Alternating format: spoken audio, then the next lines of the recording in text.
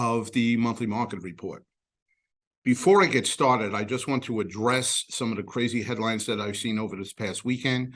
I'm recording this on Monday, November 6th, right after the results of the litigation came out.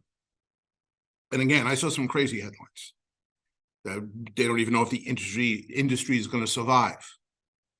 Let me step back for a second, take a minute, and just talk about that. Ladies and gentlemen, I'm not going to give an opinion on the actual litigation. For the last 20 years, I sold my real estate company back in 2005. So for the last 18 years, I've really concentrated on helping agents understand how the economy impacts the housing market. So I've been out of the brokerage business for 18 years, and because of that, I don't really follow it that well. Since I've done no research nor any study on the litigation, I don't really feel that I have an informed opinion on it.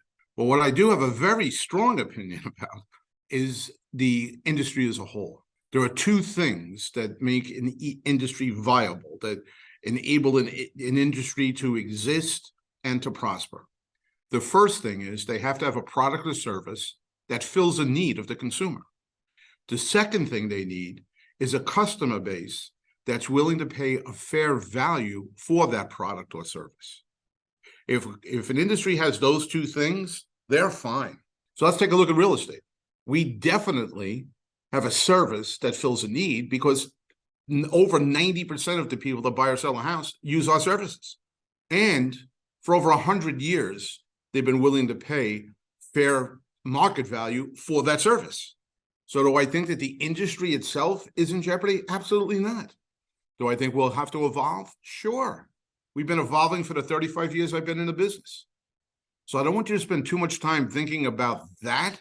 Let your broker, your leader, your local board, let them come up with the decisions as to what's the next step. Your job is to help families, help individuals, whether they're looking to buy or sell a house. Let them take care of their job and listen to them when they give you direction. And let's go do our job. Our job is to go out, find families that need our help, and help them. Will the industry evolve? Of course it will. Will the industry disappear? Of course it won't. Now to the MMR, the monthly market report. As we always start, most agents know what's happening. Good agents understand what's happening. Great agents can explain what's happening. And that's exactly what KCM is all about, explaining what's happening. And that's not an easy task in today's environment. As a matter of fact, Sean Dobson, the CEO of Amherst, I think he put it really well. I'd say whatever our forecast is, talking about his forecast going forward, it has a wider range of error than it normally would have. Right. We're just at a point in the housing market to where I don't think anyone really knows, to tell you the truth. But we can't ignore the inventory remains down over 40% since pre-pandemic. What is he saying? Two things. Number one, no one really knows for sure what's going to happen next. We can make some good guesses, but we have to realize they're guesses.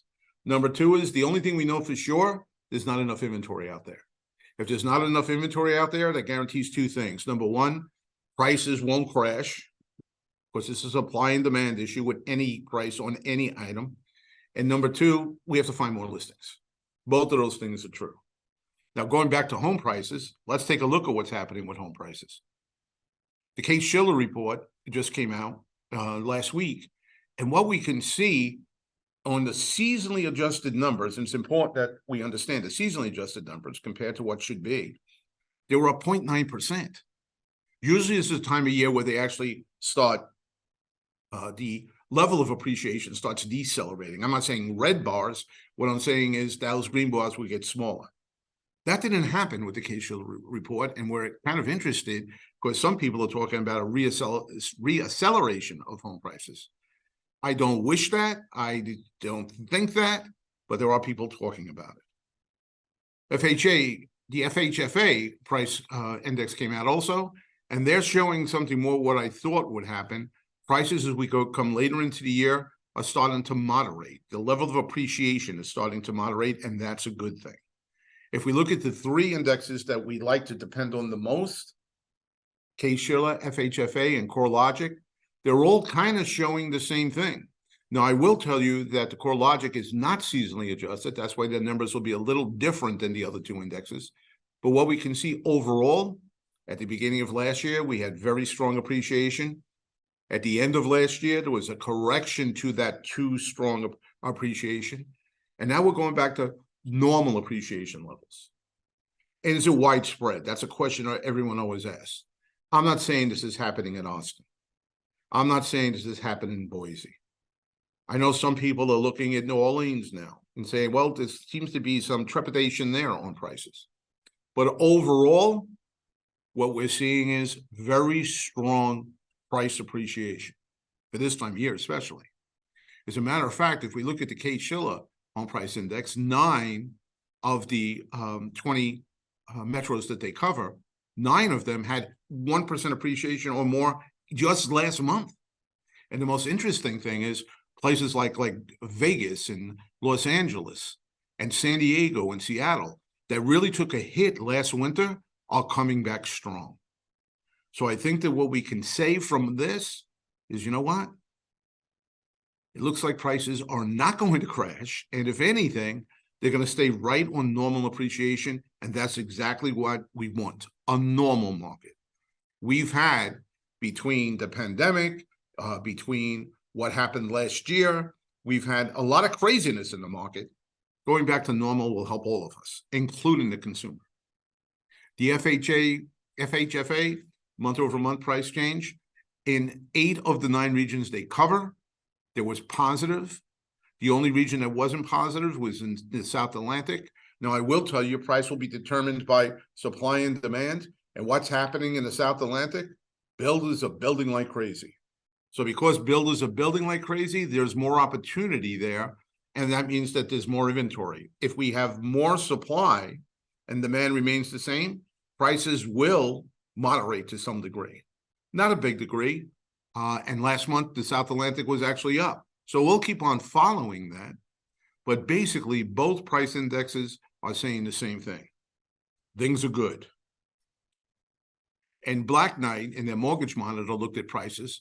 And for the second month in a row, home price growth trended higher in every one of the 50 largest U.S. metros, mirroring the sharp re-acceleration at the national level. They're actually seeing prices picking up right now.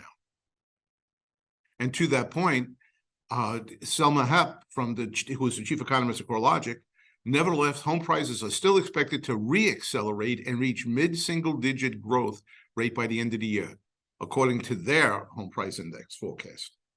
So what are we looking for as far as prices are concerned? They're strong. My fear is not that they're going to be weak. My fear is going to be that they might be a little bit too strong, especially if they re-accelerate. With the affordability issue being what it is today, all right, I'm not looking for tremendous price growth. I'm looking for steady price growth, normal price growth. Talking about normal price growth, let's take a look at what's going to take place going forward. All right, the 49-year average. This is non-seasonally adjusted, so these numbers will differ a little bit from the seasonally adjusted index that I showed you a couple of slides back. This is over the last 49 years, what happens every month to home prices. That's the average, the 49-year average. And so what we can see is early in the year, as I said before, prices or appreciation starts to accelerate going into the buying season. And then once the buying season is over, they start to decelerate.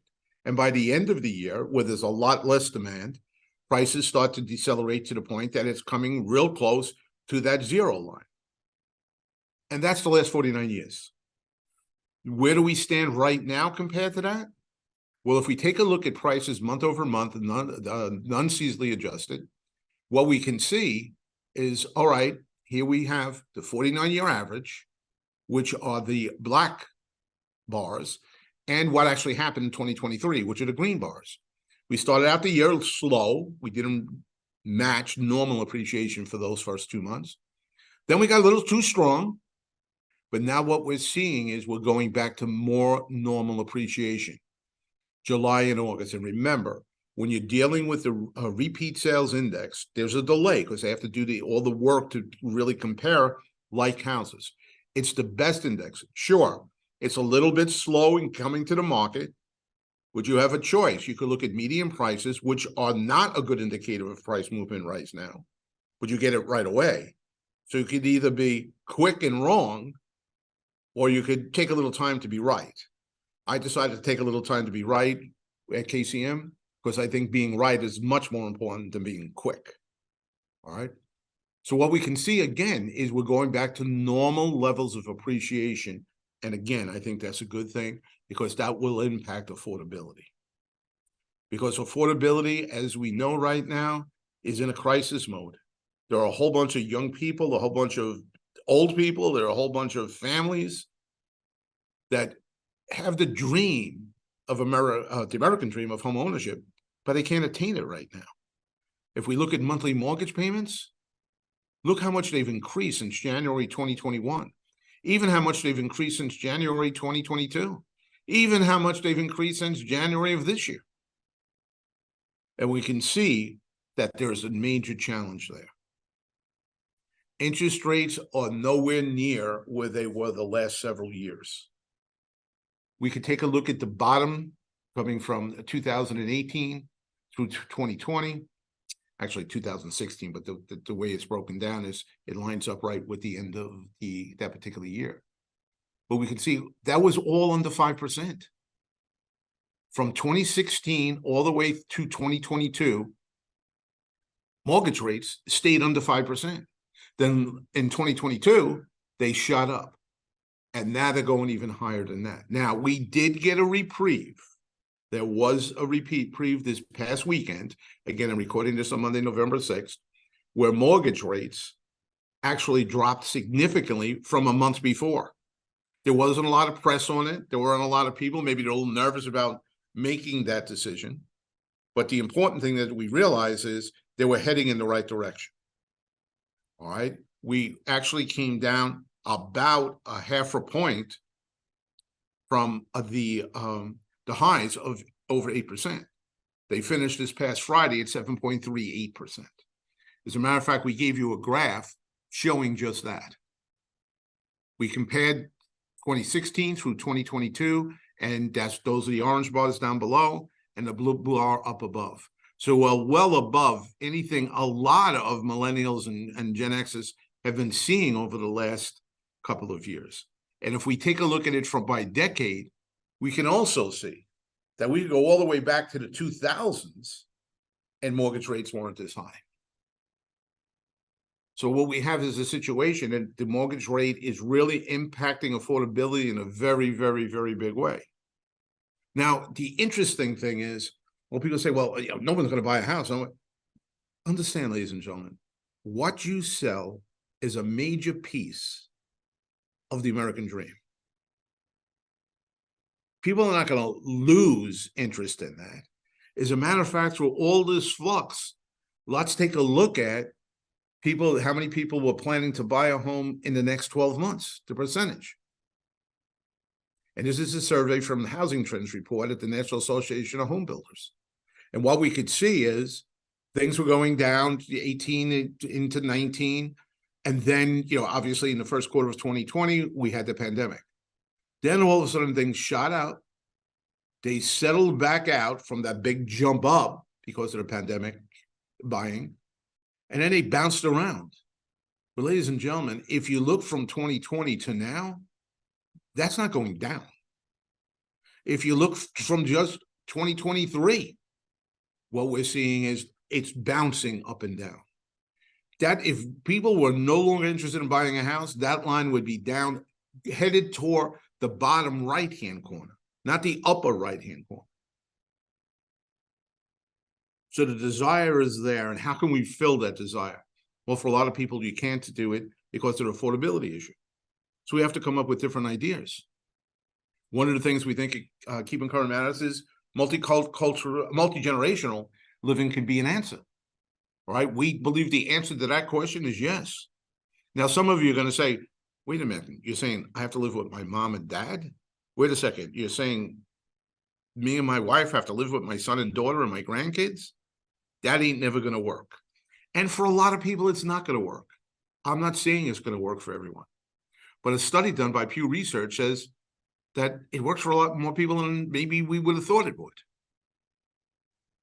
This is the most multi-generational occupants C positives. This is the percentage who find living with adult family members, whether it be an adult child or a parent, to be blank most of the time. 58% said it's convenient most of the time. And if we think about that, that makes sense. The young couple who has a couple of kids, they have a built-in babysitter. They can go out for a romantic dinner. They can go away for a romantic weekend. And the grandparents can spend time with the grandkids. For the grandparents, usually, as they get empty nesters, what do they bring in? Pets. What's the biggest challenge for them? If they want to go away for a weekend or go away for some time, who's going to watch the pets? Well, they have built-in pet sitters. This is important that we realize it's convenient for a lot of people.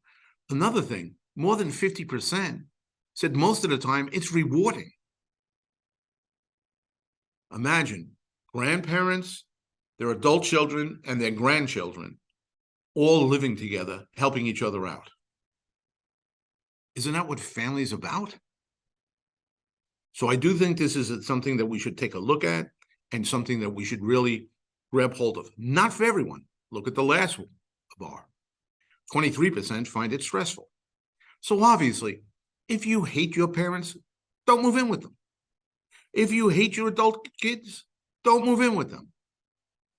But if you don't trust your adult kids to raise your grandchildren, which a lot of grandparents are in that category, sort of, kind of, half joking, half not, then this makes perfect sense because the grandparents could spend more time with their grandkids. Triangle Business Journal. The circumstances over the past few years between the 2008 financial crisis and COVID-19 pandemic have changed the way families are buying houses. According to data from the National Association of Realtors, multi-generational buying rose to an all-time high in 2022, 14%. Compare that to 2021, when this option was at 11%. So what we're really talking about is about a 30% increase in the number of people that are buying multi-generational homes. And more than 1 out of 10 houses that are sold are multi-generational homes. Tremendous opportunity. Now, I don't know about you, but I think that the industry needs opportunity right now. We need to find a way to build transactions right now. And maybe this is a cohort, a group of people that we didn't really spend a lot of time thinking about over the last couple of years. Maybe the time's come to help them. This is from Pew Research. Multi-generational living has increased among all age groups over the past 5 decades. But the increase has been fastest among adults ages 25 to 34. Ladies and gentlemen, this could be one of the answers toward the affordability challenge that millennials are facing right now. And people jump out on this already. Builders are now developing multi-generational floor plans that include designs with 2 master suites, including main floor suites with kitchenettes. Many offer shared spaces for gathering as the extended family, while also providing additional privacy when it's needed most. Some include flex space that can shift from a family office to a nursery to give you the ability to adapt. Some include detached casitas, living options for even more privacy for your family. So whether it's attached and you're living in a house with a separate thing, or a detached, which in most of the country is known as an ADU, an accessory dwelling unit. And ladies and gentlemen, why am I pushing this right now? Because people are leaning this way very strongly. As a matter of fact, the Federal Housing Administration just came out this past month, and they expanded the access to mortgage finances for homes that have or will include accessory dwelling units. The federal government understands that we have an affordability challenge. This is one of the ways that they're trying to help. They're throwing money at this particular answer. I think we have to jump all over that, ladies and gentlemen. And a significant policy change. Now, understand, this was the FHA. Also, in a significant policy change, Fannie Mae has announced that it will accept a 5% down payments for owner-occupied 2, 3, and 4-unit homes. This marks a departure from the previous multifamily financing requirement of 15 to 25% down. So it used to be you have to get an FHA, and now they're even doing the FHA with the ADUs, the accessory dwelling units. But now even Fannie Mae is saying, hey, listen, if you buy a two-family house, you buy a duplex, your parents live on one side, you live on the other side, we'll let you buy that house with 5% down. Again, ladies and gentlemen, it's eliminating some of the challenges. And I think that that's important that we understand that. We're looking for alternative sources of business right now.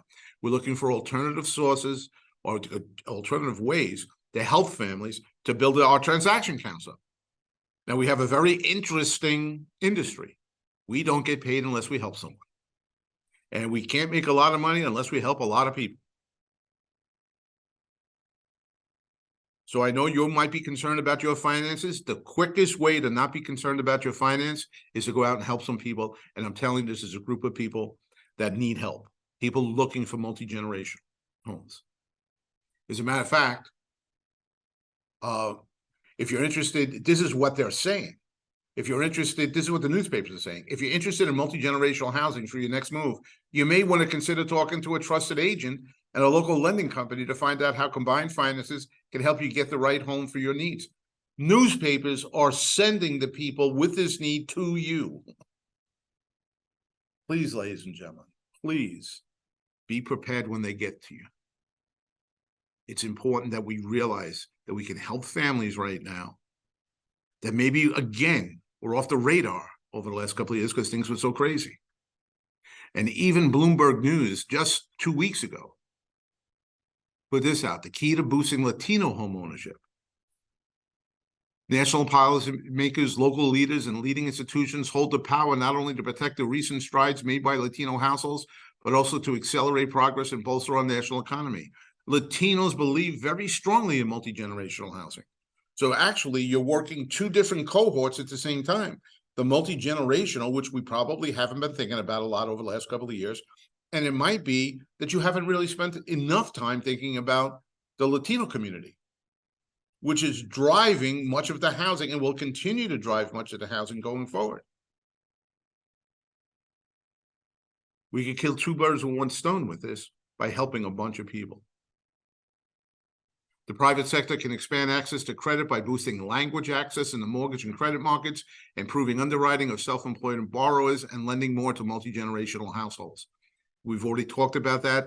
Those mortgages are coming out. And ladies and gentlemen, if you're not familiar with this, virtually every single piece that KCM puts out, any content that KCM puts out, we have in Spanish. This is going to be a market that's going to drive the industry over the next 10 years. Get in now. Start helping those people right now. Because, ladies and gentlemen, I found this would be a pretty interesting stat. Percentage of each that believes owning a home is very important. The Hispanic community leads the way on that. The Hispanic community leads the way on that. So we have multi-generational families looking to buy a house that multi-generations can live in. We have the Latino, which is driving housing, and by any survey, any study, is going to continue to drive housing for the next 10 years in this country. We can get involved with both and really start doing the right thing. Not that we haven't been doing the right thing, but doing the right thing for that particular segment. Now I want to talk a little bit about net worth, because whenever we're talking about affordability, we always want to talk about what's the rent payment versus the mortgage payment. And right now, in the vast majority of the country, let's be honest, it's less expensive to rent than to buy. Now, I know if you start including the mortgage interest deduction, if you start including the property tax deduction, when you start doing those things, to a lot of people, it really is. The bottom line is better to own than to own than to rent. But a lot of people can't understand it because it's a very difficult concept to fully explain. Sure, your rent payment is going to be less expensive, and let's talk about rent or mortgage being your monthly housing expense. It's going to be less expensive right now, today, and maybe for the next year, 2 years, 3 years. But ladies and gentlemen, if you bought a house today, you're virtually locked in your monthly housing expense because your mortgage payment doesn't skyrocket. And people will say, well, what about taxes, property taxes going up? Most municipalities are not going to kill the goose that lays the golden egg. They're going to raise property taxes, but they're going to do it within a percentage.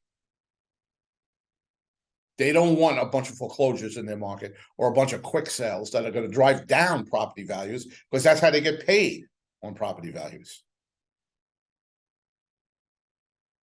So really, your monthly housing expense, if you are an owner, remains virtually unchanged for the next 30 years.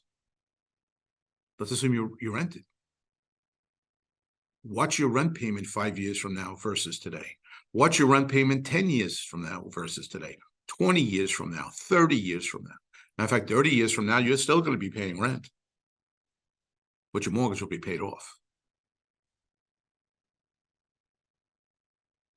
And that's what people don't understand. It's not, people are trying to say, well, right now, today, it's cheaper to rent than to buy. Yeah, that's a snapshot today. If we look at the movie over the next 30 years, it doesn't play well for renting. And here's a graph I want to show you that kind of explains that. The Fed does a study every 3 years. It's called the study of consumer finances.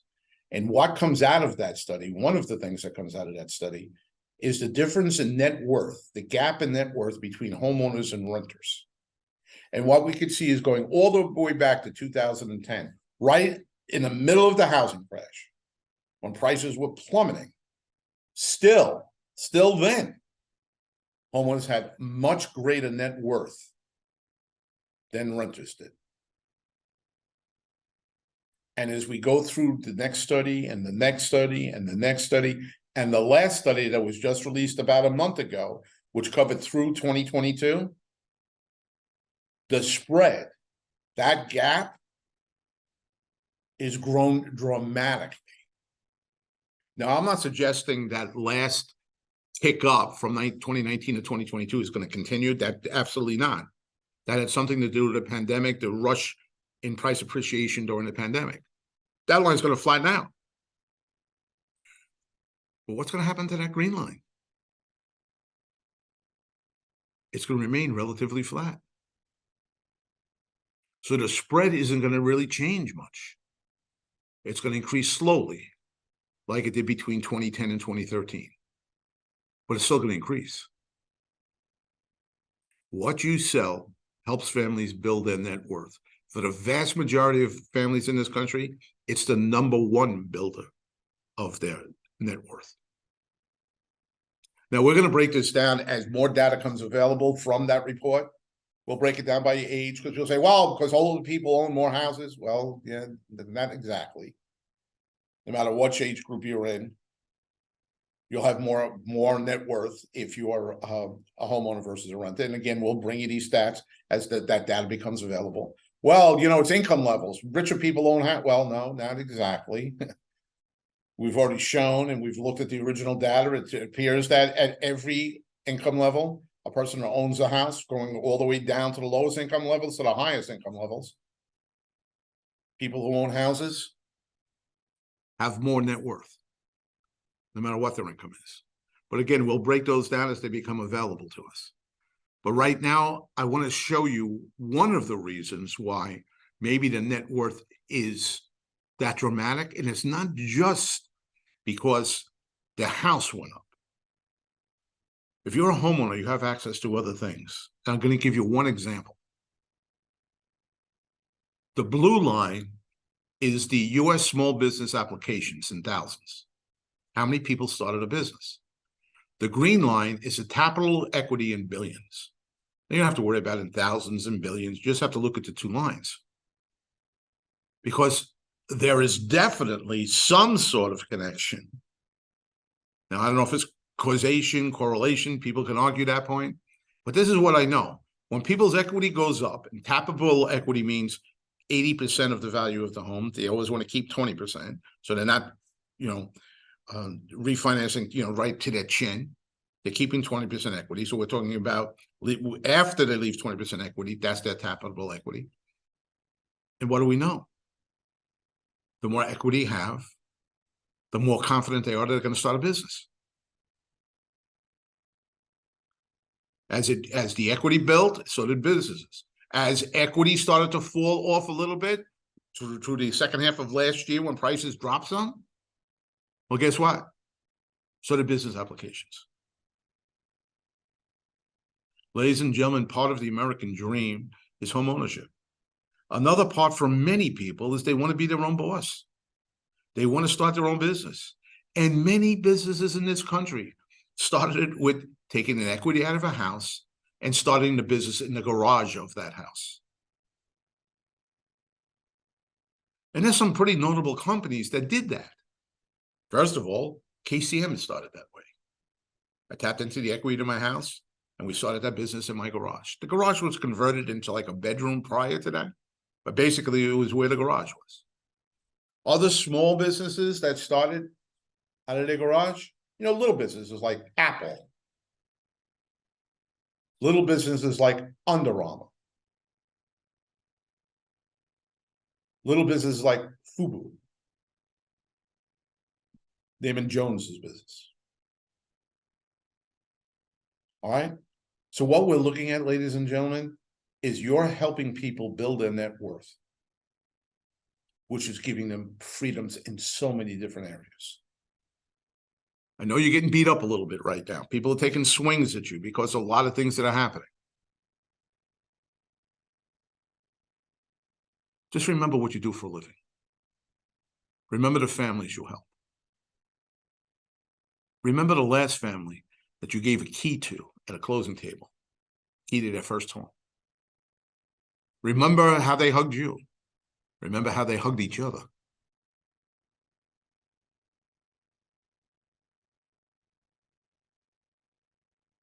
That's what we do for a living. All right. So we have to get back to work. Let's not worry about lawsuits. Let's not worry about all the craziness. Let's get back to work. Here's a 90-day plan. There are still people very, very nervous about where prices are going. Explain where home prices are and where they're headed. We've given you tons of information on that. Get the word out on net worth and offer a PEAR. That's a professional equity assessment report. If you don't know what that is, go into KCM and look for it. We have a beautiful layout, a brochure that you fill out with the homeowner to determine their equity. People are shocked at the amount of equity they have in their home right now. Instead of offering a CMA on any way that you're marketing or prospecting, offer a professional equity assessment report. That's what they really want to know. Become more familiar with the multi-generational opportunity. Ladies and gentlemen, that's going to be a major opportunity, not this year, not next year, for the rest of your careers. Jump in. Become more familiar with the KCM offerings in Spanish. It's going to be really crucially important to you. And ladies and gentlemen, I'm not saying you necessarily have to speak Spanish. I'm not saying that you necessarily have to hire someone on your team that's fluent in Spanish. Neither one of those ideas are bad ideas, but I'm not necessarily saying that. Because most people can speak English,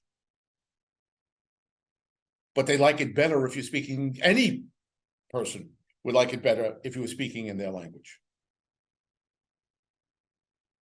If you decided to move to Japan and was buying a house in Japan, it would help you if the person that was there, assuming you didn't know how to speak Japanese, it would help you if the person there knew how to speak English.